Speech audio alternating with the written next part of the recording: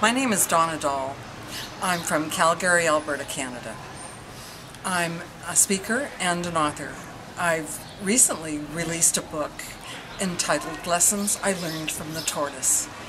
It's a collection of reflections on speed, tenacity, and competition in business and in life. It's about overcoming challenges and coming out a winner at the end.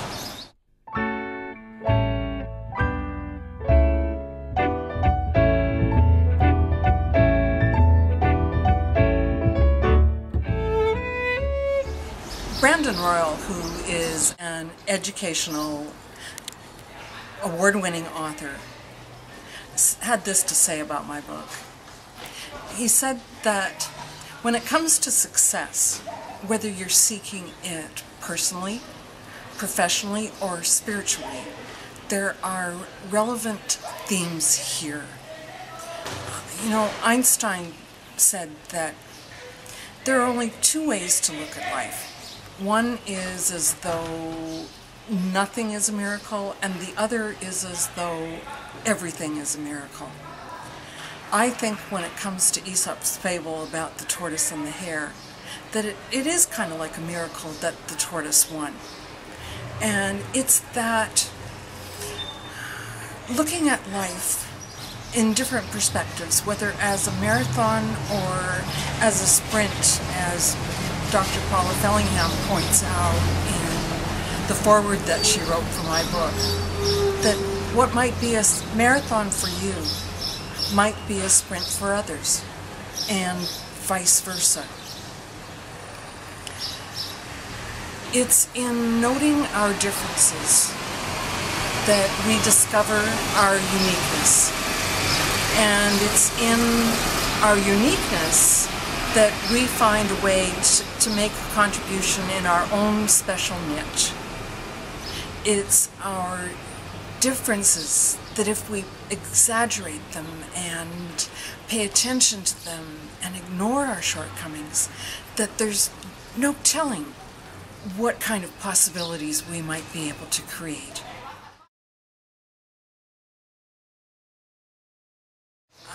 My husband and I have been here since the middle of February, and we've just had a wonderful time.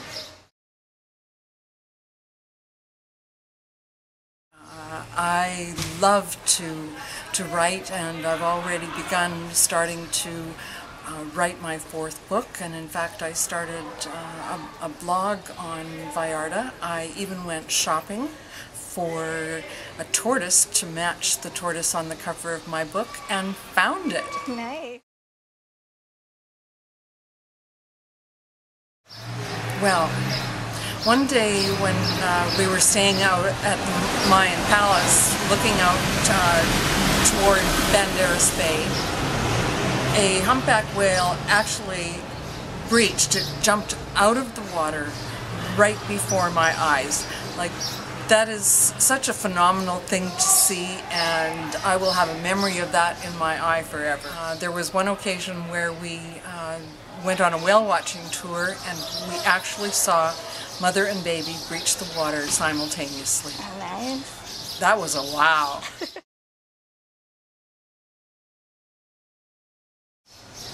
People here, very kind, very friendly, very willing to help, just delightful. I treat them like neighbors, and I love it when they treat me like a neighbor.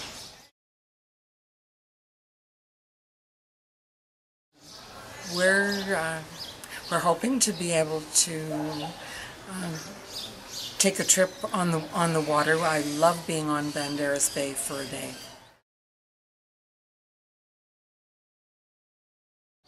It doesn't really matter where one travels in the world.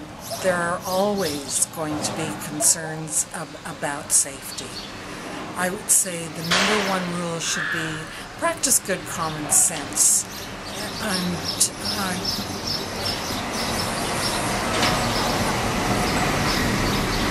If you're practicing common sense, then you're keeping your wits about you, making sure that you take care of your possessions, that you don't leave your laptop on the chair by the pool and go to the washroom and necessarily expect it to be there when you come back.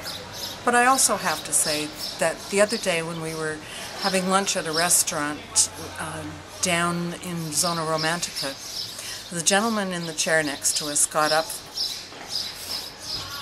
left the table. And when we noticed he was gone, we noticed that his pouch that probably contained his money and his ID, he left it hanging on the chair. Well, we noticed. 2 or 3 of the waiters in the restaurant noticed. We waited a few minutes to see if maybe he had just gone to the washroom, and then we turned the bag in. When we checked the next day, we learned that the gentleman had been a regular and that he had come to collect his bag. It's the kind of story that helps me ponder that it's good to have faith in people, that people here will treat you like your neighbor.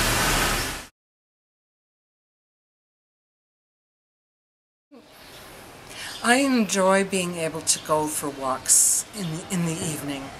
I find the streets to be well lit.